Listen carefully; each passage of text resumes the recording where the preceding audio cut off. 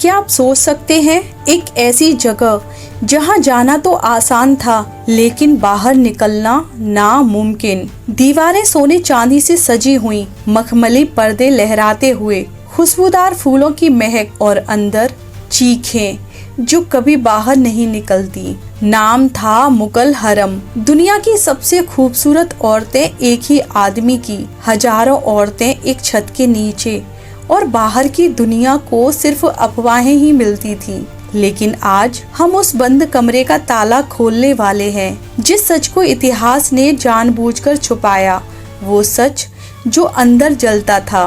दोस्तों, स्वागत है आपका इस अंधेरे सफर में। आज इस वीडियो में हम जानेंगे मुगल हरम की पूरी सच्चाई कि आखिर वहाँ अंदर क्या होता था। तो तैयार हो जाइए, क्योंकि जो कुछ सुनने वाले हो वो आसानी से आप भूल नहीं पाओगे। तो चलिए वीडियो को शुरू करते हैं। दोस्तों, जरा कल्पना करो, लाल किले की दीवारों के पीछे रात गहराती हुई, मशालों की रोशनी में साए नाचते हुए, और हरम के अंदर एक अलग ही दुनिया, जहां हर सांस पर नजर रखी जाती है, जहां मुस्कान के पीछे डर छुपा होता है। अकबर के समय से शुरू होता ये खेल। उसने हरम को एक किले जैसा बना दिया था। 5000 तक औरतें, राजकुमारी, गुलामें, कलाकार, सब एक जगह। लेकिन क्यों? क्या केवल मजे के लिए, या फिर कुछ और ही कारण था? चलो पहले हम उस रहस्यमय बाजार की कहानी सुनते हैं, जिसका नाम था मीना बाजार। हर महीने के तीसरे शुक्रवार, यानी कि नवरोज के त्योहार के दिन, केवल औरतों के लिए, जिसमें राजकुमारियों की बेटियां, नवाबों की बीबियां सब दुकानें सजाती, साड़ियां, जेवर, इत्र, सब कुछ। बाहर के मर्दों का एंट्री बिल्कुल बैन था, लेकिन अकबर वो खुद औरत बनकर चला जाता था, बुर्का पहनकर, चेहरा छुपाकर घूमता फिरता था। लेकिन सवाल आता है, आखिर क्यों? क्या वो सिर्फ देखना चाहता था, या नई नई खूबसूरत चेहरों को चुनना चाहता था हरम में भरने के लिए, अपनी हवस के लिए? कहते हैं एक बार उसने एक राजपूत रानी को देखा, नाम किरण देवी। उसकी आंखें ठहर गईं। फिर क्या हुआ? सिपाहियों को इशारा किया गया, उसे ले आओ। लेकिन किरण देवी ने अपना छुपा हुआ खंजर निकाला और अकबर पर झपटा। अकबर को अपनी जान बचानी भारी पड़ गई, भीख मांगनी पड़ी। दोस्तों, मीना बाजार खुशी का नाम था कहने के लिए, लेकिन असल में ये एक जाल था, सुंदर औरतों को निशाना बनाने का। क्या आप सोच रहे हो अकबर जैसा बादशाह ऐसा क्यों करता था? क्योंकि हरम सिर्फ सोने का पिंजरा नहीं था, ये पावर का खेल था। अब आते हैं इसके असली नियमों पर। हरम के रूल्स इतने सख्त थे कि सांस लेना भी मुश्किल था। कोई औरत बिना इजाजत के बाहर नहीं निकल सकती थी। पर्दा हर वक्त, बाहर की दुनिया से कोई मुलाकात नहीं, यहाँ तक कि अपने परिवार से भी सिर्फ खास मौकों पर ही मिल सकती थी। अंदर तो लग्जरी थी, मालिश, गाने बजाने, लेकिन आज़ादी जीरो। एक तरफ बादशाह की मर्जी, दूसरी तरफ सख्त कंट्रोल। औरतें राज करती थीं, लेकिन सिर्फ अपने कमरों तक, बाहर कोई आज़ादी नहीं, पूरी तरह से कैद।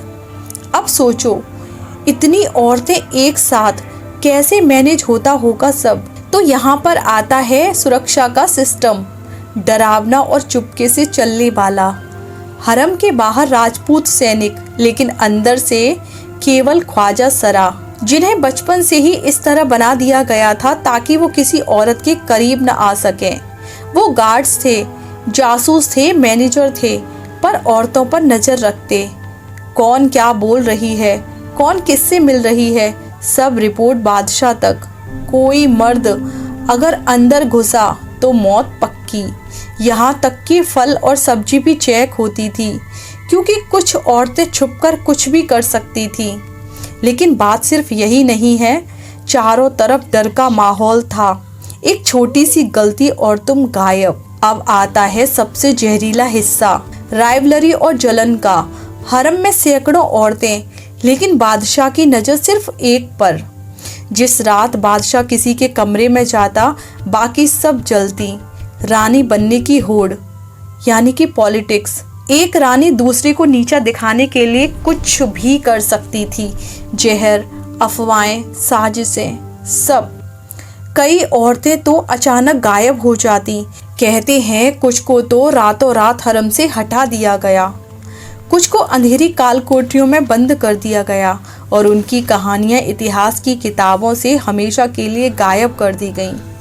अब सवाल आता है, आखिर क्यों? क्योंकि विजेता इतिहास लिखते हैं, वो सच नहीं लिखते।